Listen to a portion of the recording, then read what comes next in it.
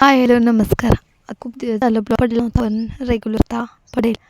तर मला माहिती आहे काही कशाचं झाड आहे आणि ह्याच्यावर काय कोणता पक्षी आहे ते माहिती करून घ्यायचं असेल तर ब्लॉग कंटिन्यू करा. सकाळी सकाळी लवकरच उठले होते.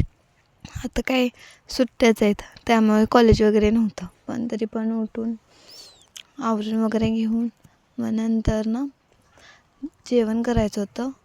त्यामुळे मम्मी बोलली की आज तू कर, म्हणून मग आज चपाती आणि खीर वगैरे केली होती आणि वरण आणि भात आणि भाजी केली होती.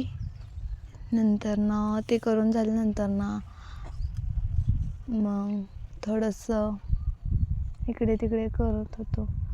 थोडंसं इकडे तिकडे केलं आणि मग नंतर ना थोड्या वेळानंतर ना पाऊस पडत होता. मग बाहेर गेले तर ते तुम्हाला बोलले ना मी, हे झाड कशाचं आहे आणि ह्याच्यावर कोणता पक्षी आहे बघायचं असेल तर ब्लॉग कंटिन्यू करा. तर हा ना सुतार पक्षी आहे आणि हे झाड ना शोचं झाड आहे. आमच्या घराच्या मागेच आहे.